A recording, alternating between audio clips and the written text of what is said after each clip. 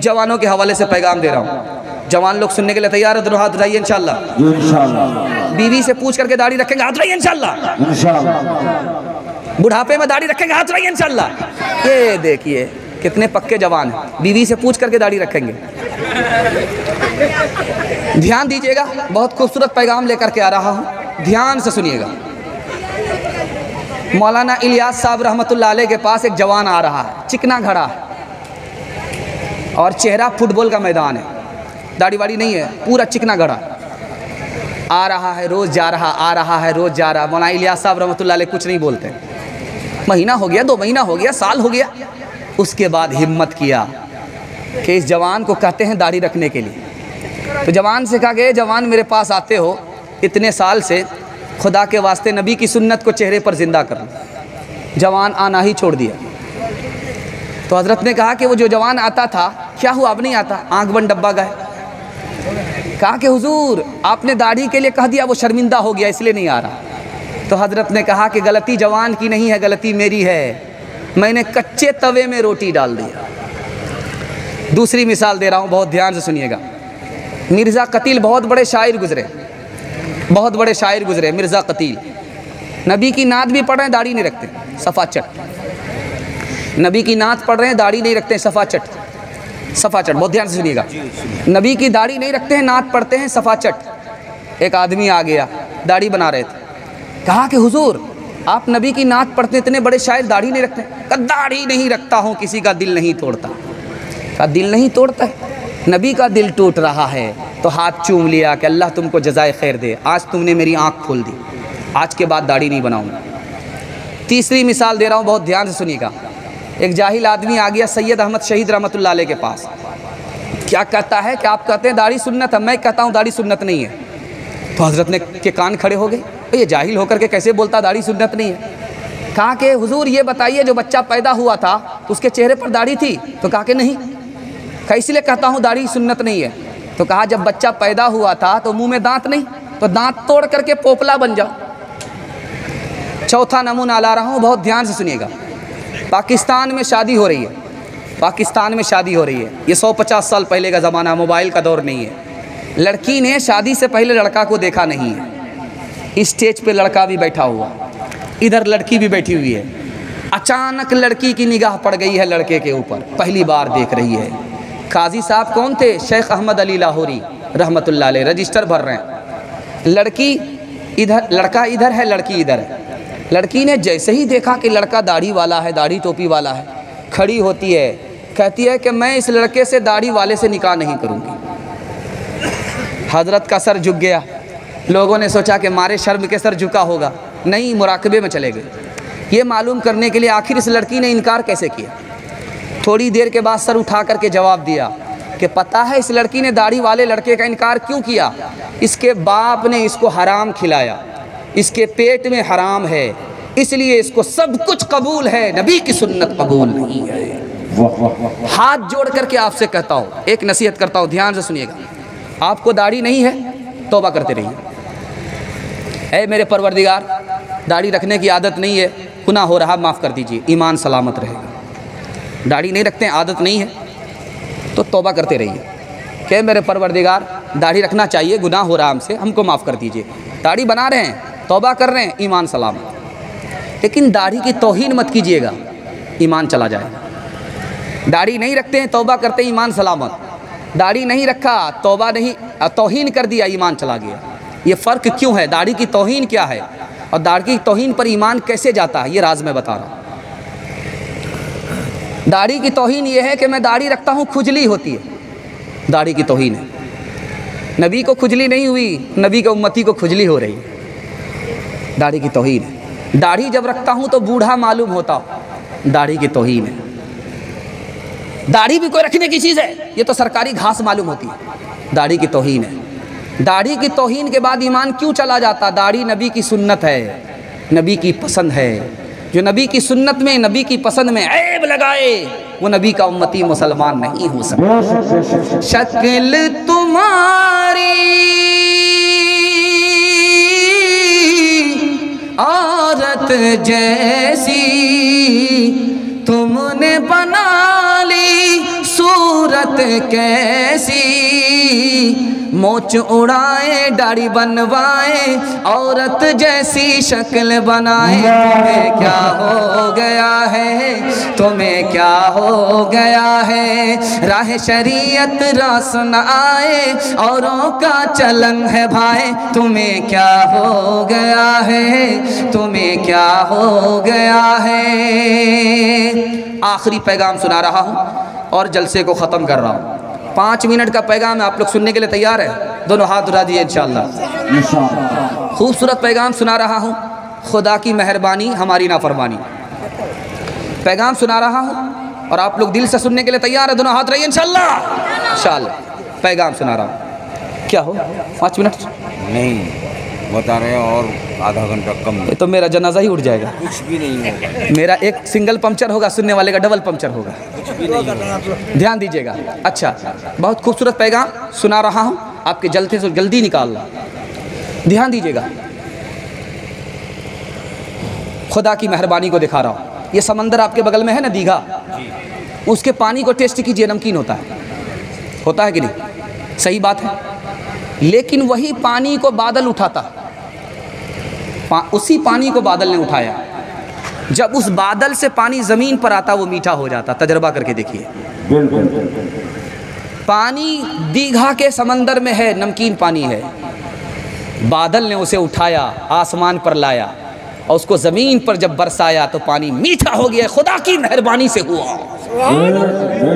दूसरी मिसाल दे रहा हूँ, बहुत ध्यान से सुनिएगा।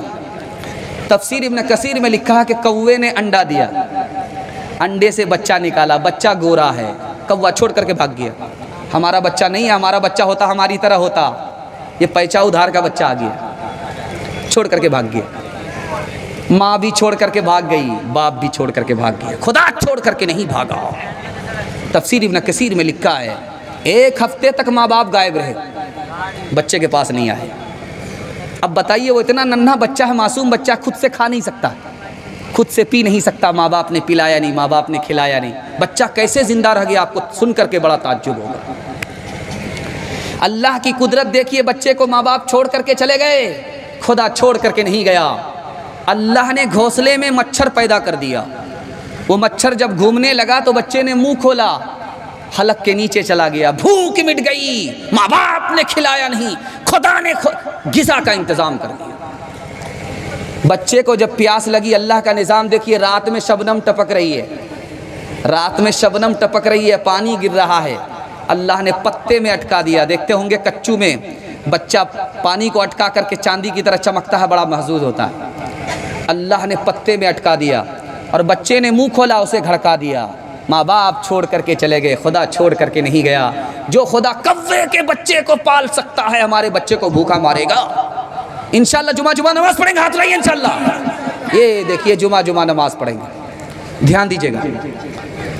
तीसरा नमूना ला रहा हूँ और बहुत खूबसूरत पैगाम आपकी खिदमत में पेश करने के लिए जा रहा हूँ।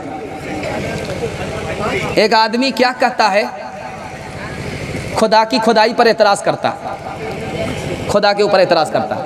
क्या कहता है कि आम का इतना बड़ा पेड़ है, उसमें छोटा फल है, ये क्या खुदा की खुदाई है? कद्दू का इतना छोटा दरख्त है, इतना बड़ा फल है, ये क्या खुदाई की खुदाई है? बेढंगी है। उसका फल बड़ा होना चाहिए, इसका फल छोटा होना चाहिए।